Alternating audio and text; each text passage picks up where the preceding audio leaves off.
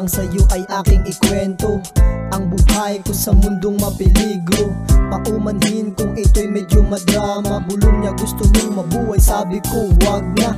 Kasi para sa akin ay puro lang kasuklaman.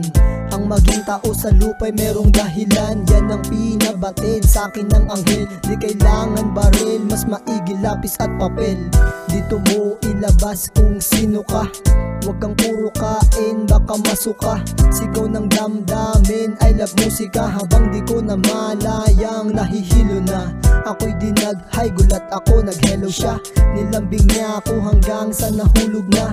Ngunit kami hindi nagtagal, okay lang yun, walang nasayang na pagpapagal. Lahat ng bagay kaya-kaya mong solusyonan, basta't ang puso mo, Diyos ang tanging nilalaman. Minsan nabibingi sa lahat ng maingay, paulit-ulit na pasanin, nakakaumay pero di ka nag-iisa. Marami sila, hindi mo na nga makita't magbilang sa daliri. Ako lang may alam sa aking ugali, ang pagiging makadiyos sa puso ko mananatili. Ay nako, mapapaganyan kapag di mo na alam kung saan kailan makakamit ang iyong inaasam. Na di man maaring sa ngayon, baka sa susunod. Alam ko kung kanino ako maglilingkod, walang iba kundi kay Ama. Oo talagang sa Kanya talaga. Sa Kanya ko natutunan ang mga ganto na gawin. Sa Kanya ko rin nalaman ang dapat kong alamin. Siya nagbibigay lakas sa akin araw-araw. Ang pag-ibig niya sa puso ko laging mangingibabaw. Balik sa mundo ko matapos kong dumalaw doon. Makasalanan ang tao sa bawat panahon.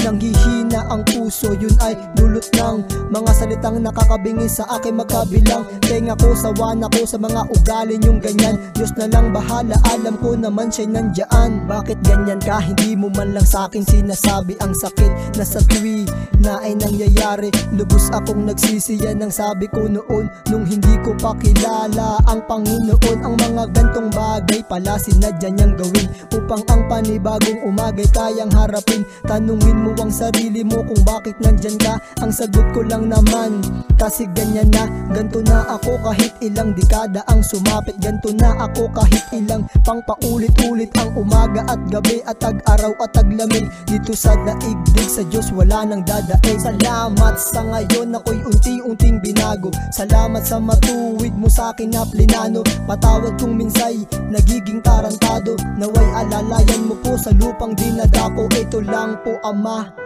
ang tanging hiling, yung tipong maibabahagi ko sa darating na babae na hinahanap ko sa kasalukuyan. Di ko pinapangako na siya'y di ko iiwan. Ang alam ko lang gawin ay mahalin siya ng lubusan. At kung maging ganun kami ay magpakailanman. Patawad Ama't Ina sa laging pagkasala. Inaayos ko lang po ang minsang hindi tama. At sa mga kapatid ko na sa'kin ay mas bata na sa inyo, ang ayaw ni Kuya na makita. Kilalanin ng Diyos isang magandang halimbawa. Isa lang ang buhay sa mundo, kailangan di madaya.